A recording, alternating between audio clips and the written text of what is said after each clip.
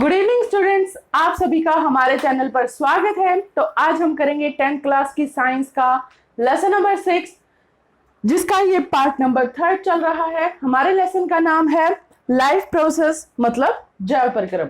इससे पहले मैं आपको 1st to 5th lesson complete करवा चुकी हूँ, जिन्हें आप आई बटन पर क्लिक करके देख सकते हैं, या इस वीडियो के डिस्क्रिप्शन में आपको उन सभी वीडियोस के लिंक दिए गए हैं, जहां जाकर आप उन्हें देख सकते हैं। ये सभी वीडियोस आपको बाइलिंगुअल मिलेगी, मतलब आपको हिंदी और इंग्लिश दोनों ही मीडियम से मिलेंगी, और इजी से इजी करवाने की कोशिश की गई है। ठीक है, एक और इम्पॉर्टेंट इंफॉर्मेशन मैं आपको देना चाहती हूँ। अगर आपको 9th से 12th क्लास के मैथ और साइंस की ऑनलाइन ट्यूशन स्टार्ट करवानी है तो डिस्क्रिप्शन में आपको मोबाइल नंबर भी दिया गया है, प्लीज कॉन्टेक्ट करें। इस वीडियो के लास्ट में मैं आपको इस टॉपिक से रिलेटेड इंपॉर्टेंट नोट्स भी बताने वाली हूँ, जो आपके एग्जाम में आने के चांसेस हैं। ठीक है, तो प्लीज हमारे साथ लास्ट तक बने रहिए। तो चलिए शुरू करते हैं आज का हमारा टॉपिक। तो आज का हमारा टॉपिक है ट्रांसपोर्टेशन, मतलब वहन, संवहन। ट्रांसपोर्टेशन हमारे शरीर के अंदर, ह्यूमन बॉडी के अंदर ट्रांसपोर्ट क्या क्या किया जाता है? Food, oxygen and water. और ये सब किसके थ्रू होता है? आपका ब्लड के थ्रू होता है। सब किसके थ्रू होता है? आपका ब्लड के थ्रू होता है। ह्यूमन बॉडी के अलावा पेड़ पौधे भी ऐसे हैं जिनके अंदर ट्रांसपोर्टेशन किया जाता है। ये हम आपको बाद में बताएंगे डिटेल से। ठीक है, तो अब ट्रांसपोर्टेशन के लिए सबसे ज्यादा जरूरी फूड, ऑक्सीजन एंड वाटर है। फूड के बारे में आप कर चुके हो, अभी हम करेंगे ऑक्सीजन। ऑक्सीजन भी आपको पता चल चुकी है भाई शरीर के अंदर किस तरह से आती है, लेकिन उसको ले जाया कैसे जाता है उसको करते हैं। तो आपका ट्रांसपोर्टेशन के अंदर आता है सर्कुलेटरी सिस्टम। सर्कुलेटरी सिस्टम मतलब संवहन तंत्र।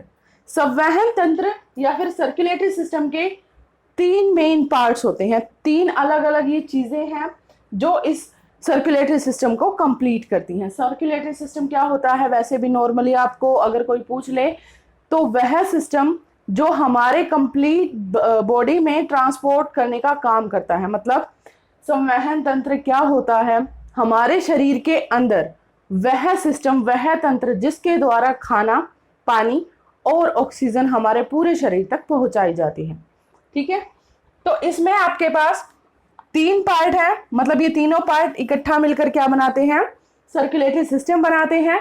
सबसे पहले इसमें आता है हार्ट। हार्ट एक्चुअली में क्या होता है? एक पंपिंग डिवाइस होता है। पंपिंग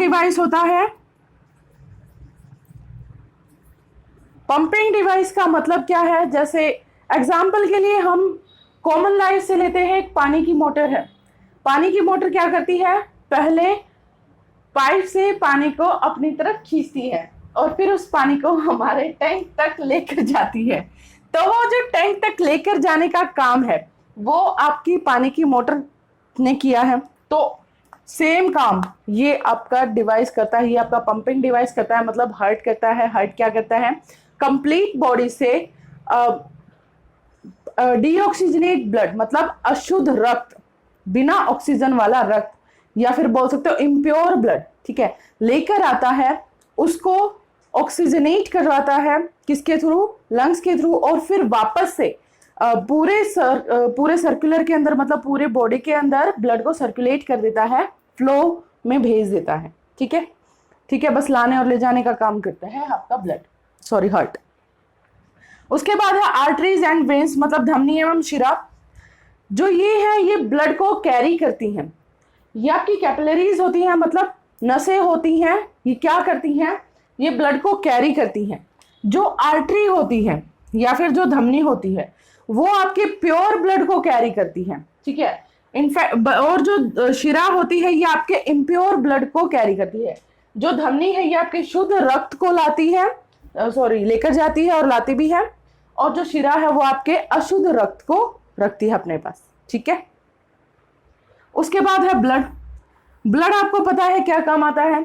ब्लड हमारे शरीर के हर एक पार्ट तक ऑक्सीजन, फूड एंड वाटर की सप्लाई करने का काम करता है। ये हमेशा ही चलने वाला एक तरल पदार्थ होता है, हमेशा ही करंट, मतलब ऑलवेज फ्लो करने वाला एक लिक्विड है जो आपकी बॉडी के अंदर फ्लो करता रहता है। इसे हम संयोजी ऊतक भी कहते हैं, हिंदी के अंदर संयोजी ऊतक भी कहते हैं। ठीक है, अब चलो ब्लड के पार्ट्स हम करते हैं। ब्लड्स के अंदर आपके 4 पार्ट्स होते हैं। ब्लड्स के अंदर आपके 4 पार्ट्स होते हैं। सबसे पहला है आपका प्लाज्मा, फिर है प्लेटलेट्स, उसके बाद है आपकी WBC मतलब श्वेत रक्त कणिकाएं, श्वेत रक्त कणिकाएं,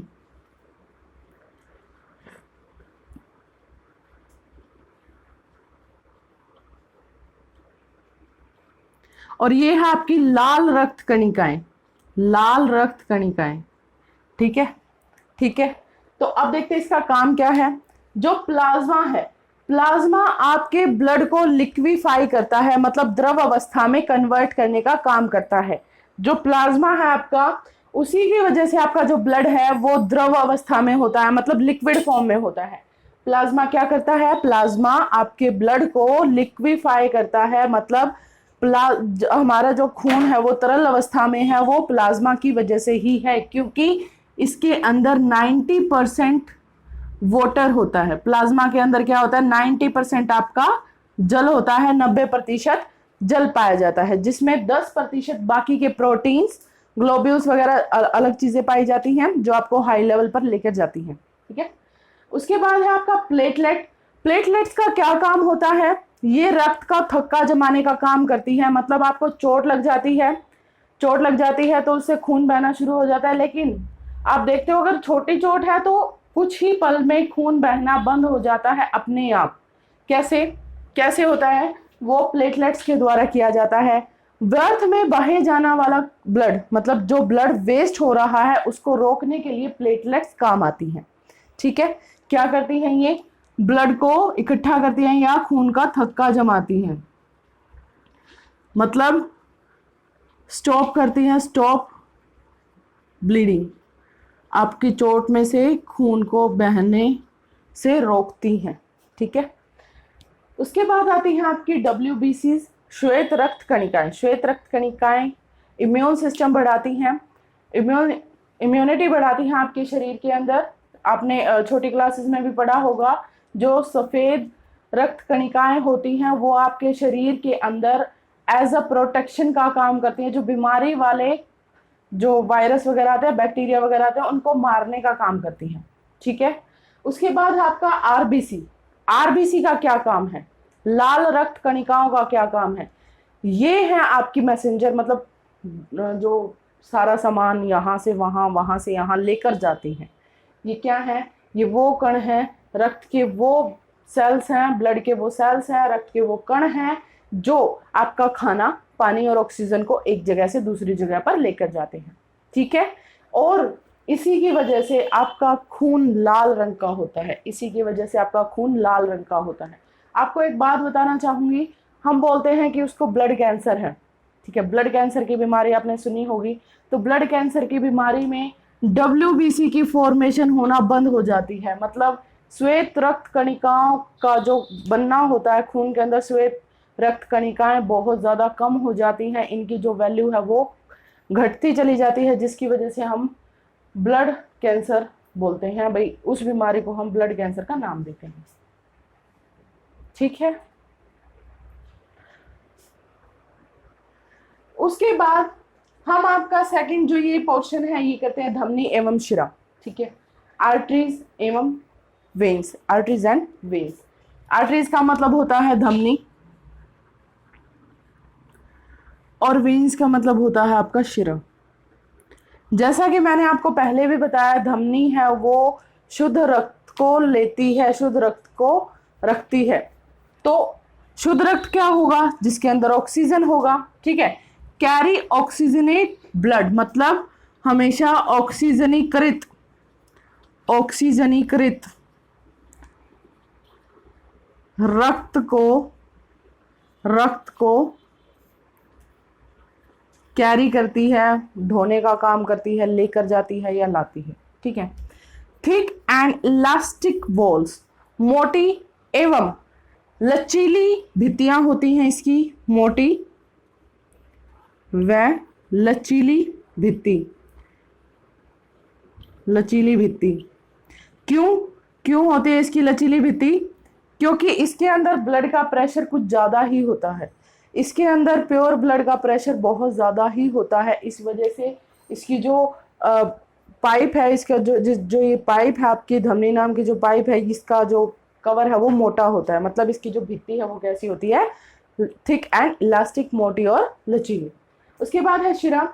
शिरा मैंने आपको बताया था कि ये विऑक्सीजनीकृत लेकर जाती है। विऑक्सीजनीकृत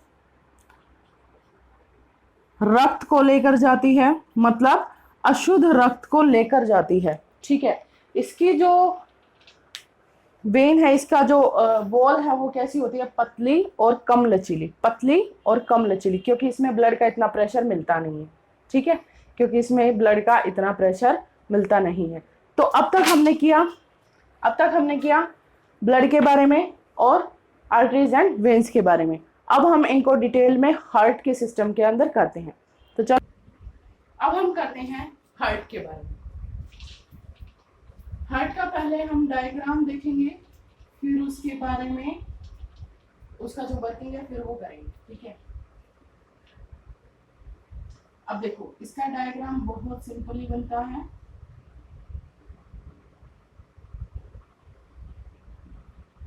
यहां से फिर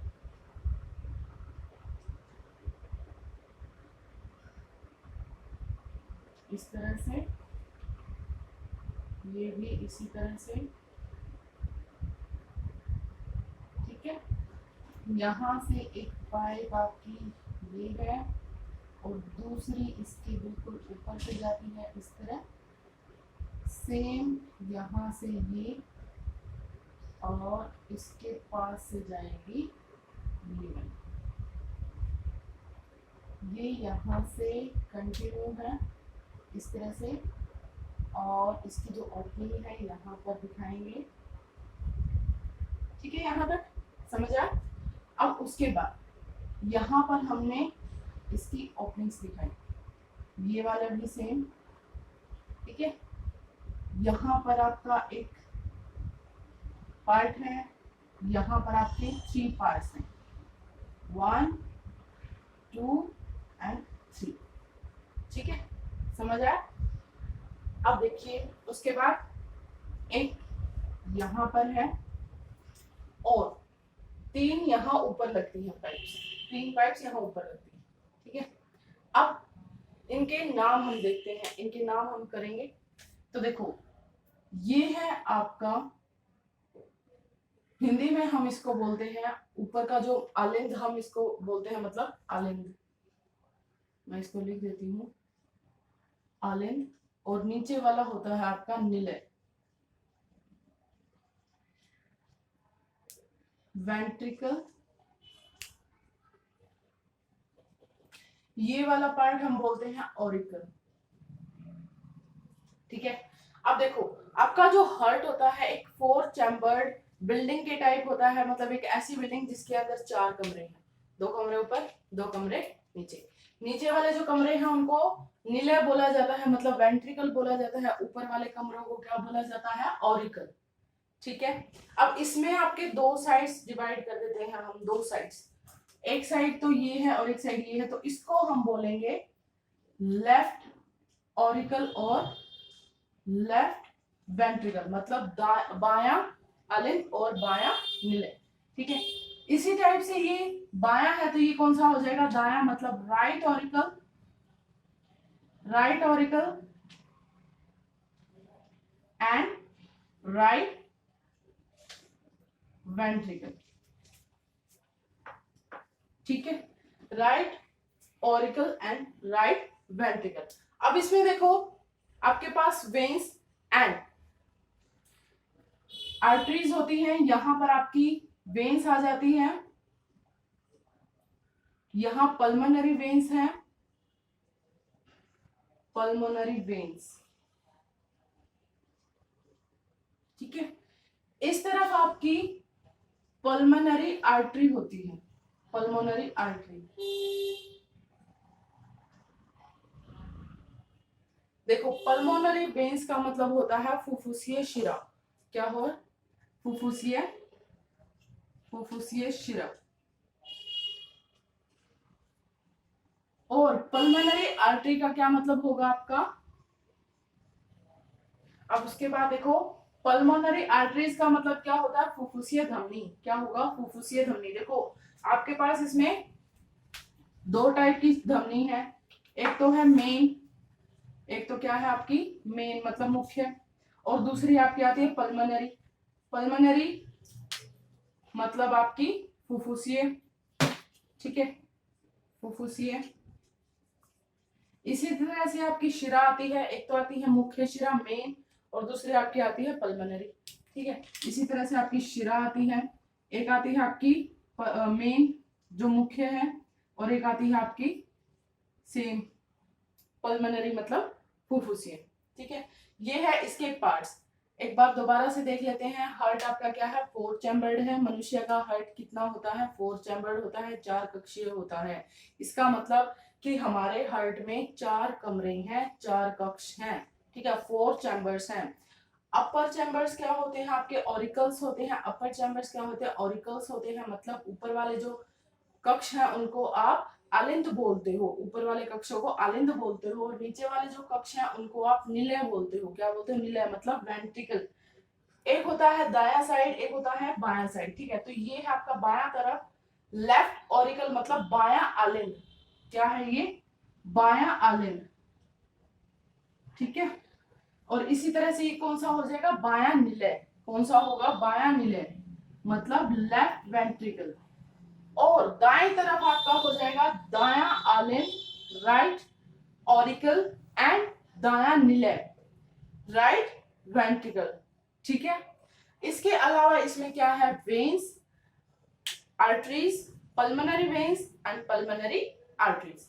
अब देखो बीच में जो ये है, ये है, ये आपका आलिंद से निलय का गेट है बीच का। ठीक है, ये क्या होता है? गेट होता है जो आलिंद और निलय के बीच में लगता है। ये वन साइडेड है, ये वन साइडेड है।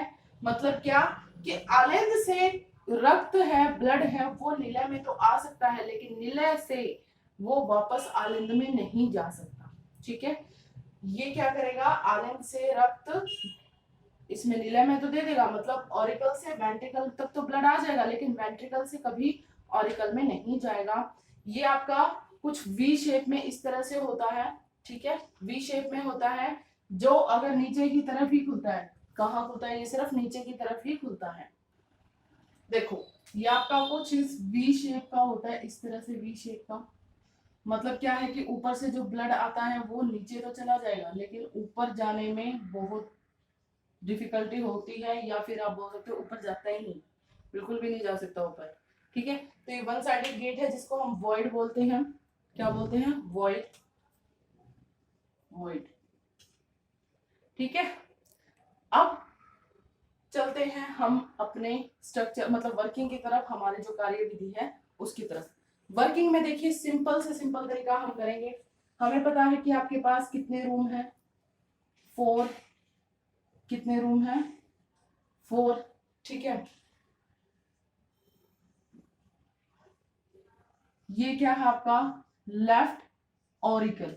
क्या है? लेफ्ट ऑरिकल मतलब बाया आलिंद। क्या है ये? बाया आलिंद। और ये है आपका लेफ्ट वेंट्रिकल मतलब दाया, सॉरी बाया निलय। क्या है? बाया निलय।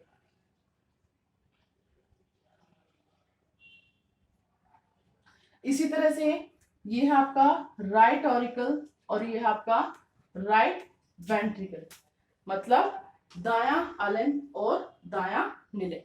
ठीक है, यहां तक समझ आया? अब यहां पर देखिए, ये मान लीजिए आपकी पूरी बॉडी है। ये क्या है? आपकी कंप्लीट बॉडी, जहां से डीऑक्सीजनेट ब्लड निकलता है। क्या निकलता है यहां से? डीऑक्सीजनेट ब्लड मतलब अशुद्ध रक्त, जिसको आप बोलोगे अशुद्ध रक्त। ठीक है, अशुद्ध रक्त। ठीक है, ऊपर हमने मान लिया कि ये है आपके पास लंग्स। क्या है? लंग्स हैं जो आपको ऑक्सीजनेट ब्लड देंगी, ऑक्सीजनेट ब्लड देंगी। ठीक है, ठीक है। अब हम इसकी वर्किंग करते हैं। देखो, सबसे पहले आपका डीऑक्सीजनेट ब्लड आता है राइट ऑरिकल के पास। किसके पास? राइट ऑरिकल के पास। किसके थ्रू? किसके थ्रू आता है आपका? वेन्स के थ्रू। वेन्स के थ्रू मतलब शिराओं के द्वारा। किसके द्वारा आता है? शिरा द्वारा। ठीक है। जो डीऑक्सीजनेट मतलब अशुद्ध रक्त है, अशुद्ध रक्त आपका शिराएं लेकर आती हैं कहां पर? कहां पर? दाएं अलिंद के पास। कहां लेकर आई है ये? दायां अलिंद के पास। अब हमें पता है कि इसके पास एक गेट होता है, जिस गेट के थ्रू ये अपना ब्लड कहां तक लेकर जाता है? राइट वेंट्रिकल मतलब दाएं नीले के पास। दायां अलिंद ऊपर से अपना गेट खोल देता है तो ब्लड किसके अंदर चला जाता है? नीले के पास चला जाता है, नीचे वाले कमरे में चला जाता है। ठीक है। अब ये कमरा सिर्फ पंपिंग करता है। सिर्फ क्या करता है? पंपिंग करता है। ये कमरा क्या करता है? सिर्फ पंपिंग करता है। नीचे वाले दोनों कमरे सिर्फ पंपिंग के काम आते हैं, मतलब एकदम से पूरे प्रेशर के साथ ब्लड को ऊपर की तरफ फेंकेंगे। तो यहां से ब्लड को ऑक्सीजनेट करवाने के लिए, मतलब ऑक्सीजन कृत करवाने के लिए ये लेकर जाएंगे आपकी पल्मोनरी आर्टरी, मतलब फुफ्फुसीय धमनी। कौन लेकर जाएगी? फुफ्फुसीय धमनी। देखो, यहां से बिना ऑक्सीजन वाला खून किसने लिया? दाएं अलिंद ने। किसके द्वारा? शिराओं द्वारा। शिराओं नाम की जो पाइप है, शिरा नाम की पाइप, ये लगी। ठीक है। इसने अपना गेट खोल दिया तो सारा यहाँ पर नीचे के कमरे में। अब नीचे के कमरे में क्या होता है? पंपिंग होती है। पंपिंग के द्वारा पूरे प्रेशर के साथ ऊपर। अब देखो, यहाँ प्रेशर लगा है। ठीक है, यहाँ क्या लगा है? प्रेशर लगा है। प्रेशर की वजह से यहाँ पर आर्टरी का यूज किया जाता है। किसका यूज किया जाता है? आर्टरी का। वो भी कैसी? पल्मोनरी मतलब फुफ्फुसीय आर्टरी। फुफ्फुसीय आर्टरी। तो अब देखो, दोबारा से हम एक बार करते हैं कि आपका जो बिना ऑक्सीजन वाला खून है वो दाएं अलिंद के पास गया। ठीक है। शिराएं उसको दाएं अलिंद के पास मतलब राइट ऑरिकल के पास ही लेकर गई। तो ऑरिकल के पास ही क्यों लेकर गई? वेंट्रिकल के पास क्यों नहीं लेके गई? क्योंकि ऑरिकल क्या करता है? एक स्टोरेज का काम करता है। क्या करता है? एक स्टोरेज का काम करता है, जबकि वेंट्रिकल पंपिंग का काम करता है। ठीक है। वेंट्रिकल पंपिंग कर सकता है, ऑरिकल सिर्फ स्टोरेज कर सकता है। ठीक है ना। इस वजह से जो आपका ब्लड है वो पहले ऑरिकल के पास आता है, मतलब अलिंद के पास आता है, फिर आपका नीले के पास जाता है। ठीक है। अब नीले ने पल्मोनरी आर्टरीज को वो खून दे दिया, उन्होंने लंग्स के पास लेकर गए। अब कल की बात, पिछली वीडियो की बात, लंग्स क्या करेंगी? ऑक्सीजन मतलब ब्लड से ऑक्सीजन देंगी। लंग्स क्या करेंगी? ब्लड को ऑक्सीजन देंगी और कार्बन डाइऑक्साइड उससे लेकर बाहर निकाल देंगी। जैसे ही आप सांस लोगे लंग्स के अंदर भर जाएगा। लंग्स क्या करती है? उस ऑक्सीजन को खून को दे देती है, रक्त को दे देती है, और रक्त से क्या ले लेती है बदले में? Carbon dioxide. ठीक है, जिसको आप सांस द्वारा बाहर निकाल देते हो। तो जो खून ने ऑक्सीजन लिया, ब्लड ने ऑक्सीजन लिया, वो कैसा हो गया? अब ऑक्सीजनेट हो गया। कैसा हो गया? ऑक्सीजनेट हो गया। अब देखो, मैं इम्प्योर ब्लड को ब्लैक के साथ और प्योर ब्लड को रेड के साथ दिखा रही हूँ। ठीक है। इम्प्योर ब्लड को ब्लैक के साथ और प्योर को रेड के साथ दिखाऊंगी। यहां पर प्योर था, सॉरी यहां पर इम्प्योर था, मतलब बिना ऑक्सीजन वाला था। यहां से बिना ऑक्सीजन वाला ब्लड इसके पास गया। ठीक है। अब इसने क्या किया? उसमें ऑक्सीजन को मिला दिया। क्या किया उसमें? अब यहां पर जो ब्लड था वो कैसा था? बिना ऑक्सीजन वाला था। लंग्स ने क्या किया? उसके अंदर ऑक्सीजन मिला दी। क्या मिला दी? उसके अंदर ऑक्सीजन मिला दी। तो अब जो ब्लड हो गया वो प्योर हो गया। अब जो ब्लड होगा वो प्योर होगा, है ना। इस प्योर ब्लड को बाएं अलिंद के पास लेकर आएगा कौन? इस प्योर ब्लड को बाएं अलिंद के पास लेकर आएगा पल्मोनरी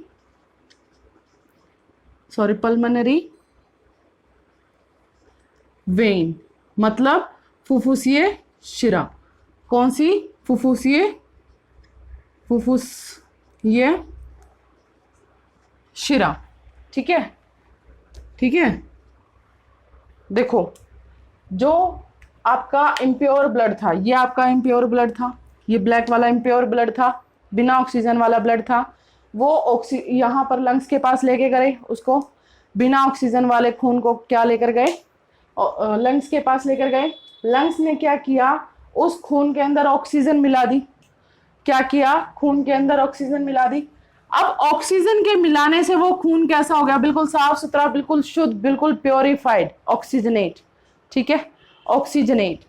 अब ये क्या करेगा, ये क्या करेगा, यहां से फुफ्फुसीय जो शिरा है, फुफ्फुसीय शिरा उसे बाएं अलिंद के पास लेकर आएगी। फुफ्फुसीय शिरा उसे बाएं अलिंद के पास लेकर आएगी, ना कि पूरे शरीर तक लेकर जाएगी। फुफ्फुसीय शिरा क्या करेगी, उसको सिर्फ अलिंद तक लेकर जाने का काम करेगा, सिर्फ शॉर्ट डिस्टेंस का काम करेगा। ठीक है, उसके बाद सेम अलिंद अपना रास्ता खोलेगा और यहां पर लेफ्ट वेंट्रिकल बाएं निलय के अंदर सारा प्योर ब्लड दे देगा। ठीक है, बाएं निलय के अंदर सारा प्योर ब्लड दे देगा। अब बाएं निलय के अंदर क्या है, बाएं निलय के अंदर होती है आपकी धमनी। क्या होती है आपकी धमनी, धमनी मतलब आर्टरी। आर्टरी ये क्या करेगी, बाएं निलय ने फिर से पंपिंग किया, बाएं निलय ने फिर से पंपिंग किया, पंपिंग के थ्रू धमनियों ने क्या किया, उस पूरे ऑक्सीजन वाले खून को हमारी पूरी बॉडी को दिया भाई, हमारी पूरी बॉडी को दे दिया। ठीक है, एक तरफ से जो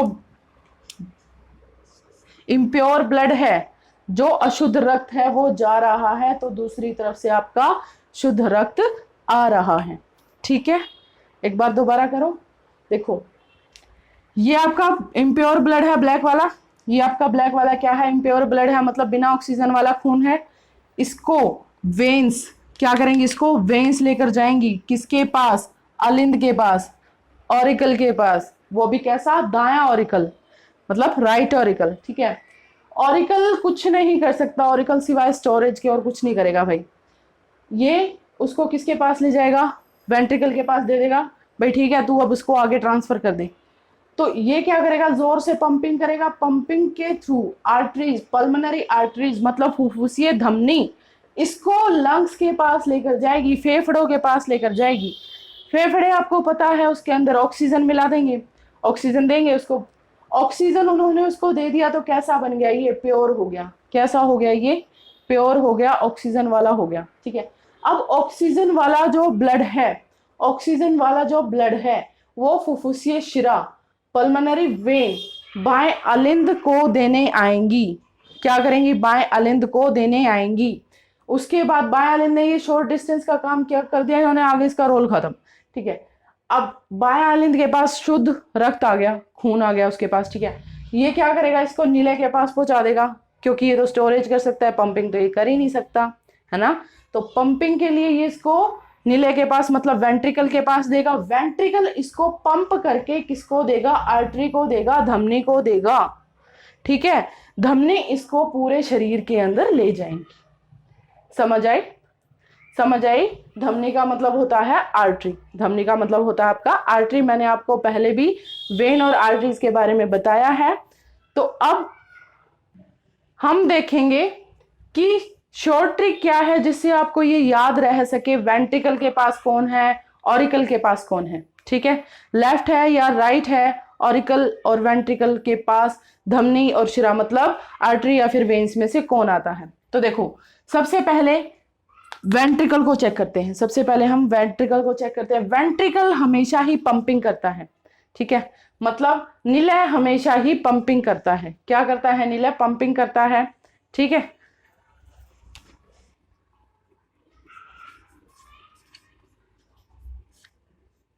निलय हमेशा ही क्या करेगा, पंपिंग करेगा। तो पंपिंग के पास हमेशा ही आर्टरी जाएगी, धमनी जाएगी, चाहे वो पल्मोनरी है चाहे वो आपकी मेन है। ठीक है, पंपिंग के पास हमेशा ही आर्टरी जाएगी। क्यों, क्योंकि उसकी जो सेल्वो, उसकी जो वॉल है, उसकी जो वॉल है, उसकी जो भित्ति है वो कैसी होती है, आपकी लचीली तथा मोटी होती है। तो पंपिंग का जो प्रेशर है सिर्फ वही ले सकती है, वही उसको हैंडल कर सकती है। इसीलिए जहां पर पंपिंग होगी, मतलब निलय के पास हमेशा ही कौन जाएगा, आर्टरी जाएगी, धमनी जाएगी। ठीक है, अब दाएं के पास पल्मनरी और बाएं के पास मेन। दाएं के पास पल्मनरी, राइट के पास पल्मनरी, ठीक है, और बाएं के पास मेन जो आपकी मुख्य है, जो आपका पूरे बॉडी तक ले जाने का काम करेगा वो। ठीक है ना, एक बार दोबारा देख लेते हैं। राइट के पास पल्मनरी, राइट के पास पल्मनरी, ठीक है, राइट के पास पल्मनरी, और लेफ्ट के पास मेन, लेफ्ट के पास मेन, लेफ्ट के पास मेन और राइट के पास पल्मनरी। ये आपकी शॉर्ट ट्रिक है RPLM। राइट के पास पल्मनरी, एल के पास मेन। राइट के पास मतलब दाएं के पास फुफ्फुसीय और बाएं के पास मुख्य। ठीक है, महा या मुख्य। दाएं के पास फुफ्फुसीय और बाएं के पास मुख्य, सॉरी, दाएं के पास फुफ्फुसीय और बाएं के पास मुख्य। ठीक है, अब इससे उल्टा काम किसके पास होगा, अलिंद के पास होगा, मतलब ऑरिकल के पास होगा। उल्टा काम किसके पास होगा, ऑरिकल के पास होगा। राइट ऑरिकल के पास मेन है, राइट ऑरिकल के पास मेन वेन्स आएंगी, मुख्य शिराएं आएंगी। ठीक है, और जो आपका लेफ्ट ऑरिकल है उसके पास आपकी पल्मनरी आएंगी, फुफ्फुसीय आएंगी। बाएं के पास फुफ्फुसीय, बाएं ऑरिकल के पास। ऊपर वाले कमरा बता रही हूं मैं, ऊपर वाले कमरे में उल्टा केस हो जाएगा, ऊपर वाले कमरे में उल्टा केस हो जाएगा। ये मेन आ जाएगा और ये पल्मनरी आ जाएगा। नीचे वाले में ये पल्मनरी है और ये मेन है। ठीक है, ठीक है, हिंदी में देख लो। दाएं के पास आपकी मुख्य है और बाएं के पास आपकी फुफ्फुसीय है। बाएं के पास फुफ्फुसीय, दाएं के पास मुख्य। कमरों के हिसाब से जो ऊपर वाले अलिंद हैं, ऊपर वाले जो अलिंद हैं, ऊपर वाला पहला क्या है आपका मेन, मतलब मुख्य शिरा, और दूसरे वाले के अंदर आएगी आपकी फुफ्फुसीय शिरा। ये आप अच्छे से याद रख लो। जो ऊपर वाले कमरे हैं उनमें सिर्फ शिराएं जाएंगी और नीचे वाले कमरों में धमनियां। ठीक है, तो एक बार इसको हिंदी से अलग, मतलब हिंदी में अलग से और इंग्लिश में अलग से कर लेते हैं। इंग्लिश में देखिए, राइट आर्टरी के पास मेन वेन, राइट आर्टरी के पास main vein, and left artery के पास पल्मनरी वेन, लेफ्ट आर्टरी के पास पल्मनरी वेन। हिंदी में देखो, दाएं अलिंद के पास मुख्य शिरा, दाएं अलिंद के पास मुख्य शिरा और बाएं अलिंद के पास फुफ्फुसीय शिरा, बाएं अलिंद के पास फुफ्फुसीय शिरा। ठीक है, इसी तरीके से आप निलय के बारे में देखिए। जो आपका दायां निलय है उसके पास फुफ्फुसीय धमनी, दाएं निलय के पास फुफ्फुसीय धमनी, उससे उल्टा हो गया ना, उससे उल्टा हो गया। दाएं निलय के पास फुफ्फुसीय धमनी और बाएं निलय के पास मुख्य धमनी, बाएं निलय के पास मुख्य धमनी। ठीक है, अब धमनी और शिरा का याद रख सकते हो आप। राइट वेंट्रिकल के पास आपका आ जाएगा पल्मनरी आर्टरी, राइट वेंट्रिकल के पास आएगा पल्मनरी आर्टरी, और लेफ्ट वेंट्रिकल के पास आएगा आपका मेन आर्टरी, लेफ्ट वेंट्रिकल के पास आएगा आपका मेन आर्टरी। ठीक है, अब ये तो पता चल गया ऊपर वाले दोनों कमरों में आर्टरी, मतलब सॉरी वेन्स, शिरा, और नीचे वाले दोनों कमरों में आपकी धमनी, आर्टरीज। ठीक है, अब चलो इस प्रोसेस को एक बार मेन आपके डायग्राम में करते हैं। मेन डायग्राम देखो, सबसे पहले आपके पास यहां से, ठीक है, यहां से विदाउट ऑक्सीजन वाला ब्लड आएगा। ठीक है, डीऑक्सीजनेट ब्लड आएगा। डीऑक्सीजनेट ब्लड कहां तक आएगा, इस राइट ऑरिकल तक, मतलब दाएं अलिंद तक। किसके पास आएगा, दाएं अलिंद तक। दायां अलिंद उसको कहां पहुंचा देगा, दाएं निलय के पास, दाएं निलय के पास, मतलब राइट वेंट्रिकल के पास, राइट वेंट्रिकल के पास। ठीक है, ठीक है, अब देखो ये इसको पंप करेगा कहां पर, इसमें। ये क्या है, ये क्या है, पल्मनरी आर्टरी। क्या है, पल्मनरी आर्टरी। अब देखो, जो ये आपका मेन गेट है, जो आपका ये वॉइड है, जो आपका ये गेट है जिसके थ्रू अलिंद से निलय के अंदर ब्लड आता है, रक्त आता है, ठीक है। ये जब एक बार इसको ब्लड दे देगा तो उसके बाद ये बंद हो जाएगा, ये ऑटोमेटिकली क्या होगा, बंद हो जाएगा, ठीक है। जब तक बंद रहेगा, जब तक ब्लड आपका इस आर्टरी में नहीं आ जाता, फुफ्फुसीय शिरा में नहीं आ जाता, पंप नहीं कर देता वो उसको, जब तक ये खाली नहीं हो जाता, ठीक है। इसके खाली होते ही दोबारा से ऊपर से गेट खुल के उसके अंदर रक्त वापस आ जाएगा, ब्लड वापस आ जाएगा, ठीक है। अब देखो ये गेट कब खुलेगा, जब नीचे का आपका जो वेंट्रिकल है वो खाली हो जाएगा। खाली कब होगा, जब वो पंप कर देगा अपने ब्लड को किसमें, पल्मोनरी आर्टरी में, ठीक है, फुफ्फुसीय धमनी में। समझ आ गया। अब ये जब खाली हो गया, बिल्कुल सिकुड़ गया, बिल्कुल खाली हो गया, तो अब इसके अंदर से वो ब्लड वापस से गेट खुल जाएगा और वापस से उसके अंदर वो ब्लड आ जाएगा, फिर वापस से वो प्रोसीजर शुरू। अब जो ये आर्टरी है ये ब्लड को कहाँ तक लेकर जाती है, आपकी लंग्स तक। कहाँ तक लेकर जाती है, आपकी लंग्स तक, मतलब फेफड़ों तक।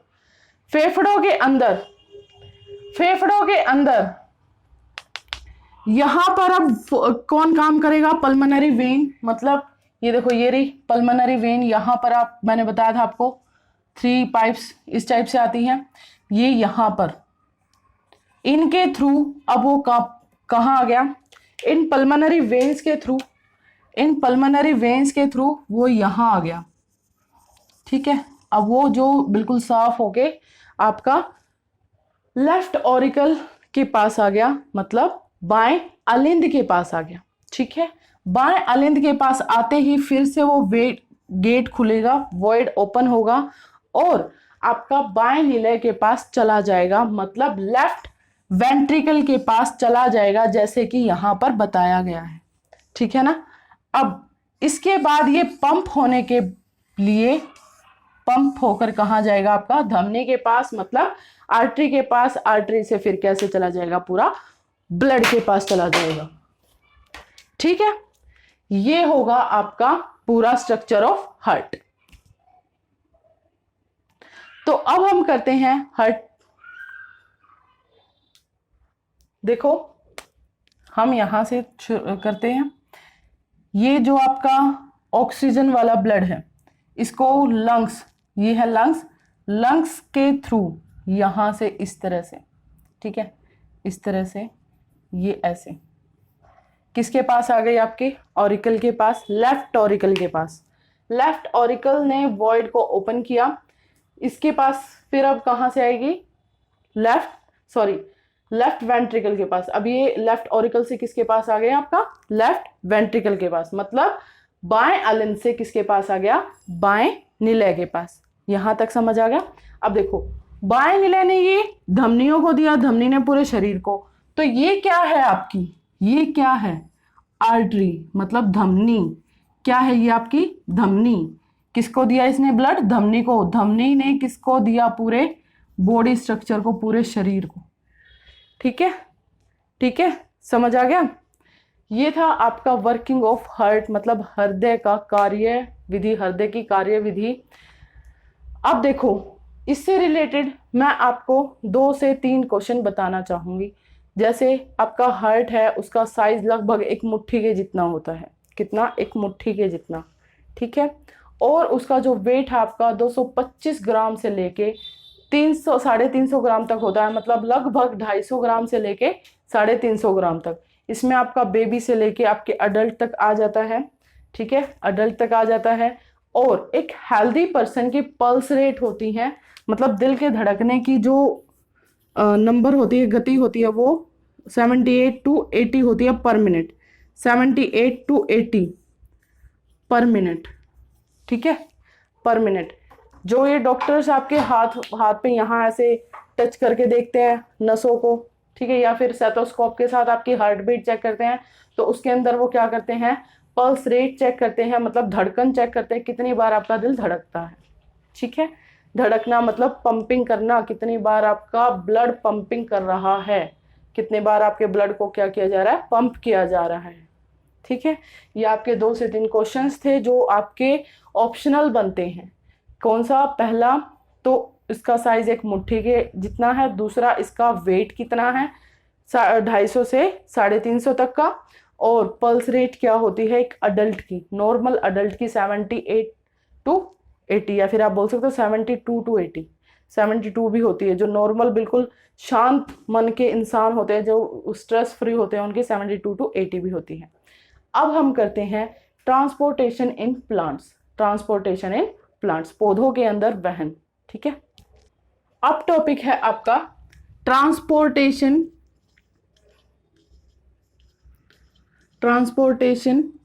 टी इन प्लांट्स, मतलब पौधों में संवहन। मैंने आपको इस वीडियो के बिल्कुल स्टार्टिंग में संवहन ऊतक बताए थे, पौधों के संवहन ऊतक बताए थे। क्या थे? Xylem and phloem. क्या थे? Xylem and phloem. सपोज ये आपका एक ट्री है, ये उसकी रूट्स हैं, ठीक है। तो यहां पर आपकी लीव्स होती हैं, है ना, लीव्स होती हैं।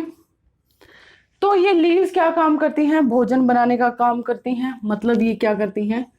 फूड फॉर्मेशन करती हैं, खाना बनाने का काम करती हैं। किसके थ्रू? फोटोसिंथेसिस के थ्रू। ये मैं आपको करवा चुकी, फोटोसिंथेसिस के थ्रू, है ना। तो अब खाना ये कैसे बनाती है? कार्बन डाइऑक्साइड, जल और सनलाइट।